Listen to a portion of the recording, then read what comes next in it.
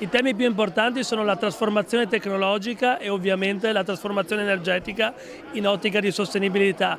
Io nella vita faccio l'imprenditore in questi ambiti, quindi nell'informatica e nella digitalizzazione, e quindi spero in Europa di poter rappresentare la mia comunità, soprattutto seguendo questi due dossier. Da Vittorio Veneto, dove Azione sarà presente con i propri candidati alle elezioni amministrative, Carlo Pasqualetto, 35 anni, imprenditore nel settore della digitalizzazione, da 14 anni in amministrazione a Padova, si propone come rappresentante in Europa del partito di Carlo Calenda e di un territorio che a Bruxelles deve poter dire la sua. Una comunità fatta di imprese, di socialità, di impegno, che vuole crescere attraverso gli strumenti che Bruxelles mette a nostra disposizione. Noi, la mia generazione, crede che essere in un continente senza mura e senza guerre sia un grande valore. Spero che mia figlia Azzurra possa avere lo stesso fra 20 anni.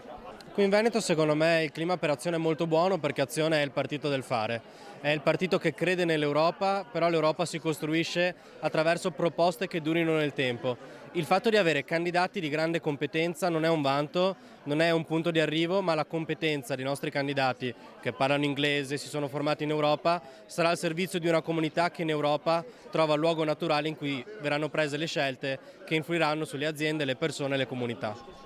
Ho avuto una squadra che ha lavorato in maniera molto dura e la sto chiamando a lavorare in maniera altrettanto dura. Però sono convinto che se manteniamo quello che è la linea appunto che le persone ci conoscono per Azione, per quello che è qualcosa che trasmette un messaggio nuovo, penso che potremmo toglierci delle belle soddisfazioni.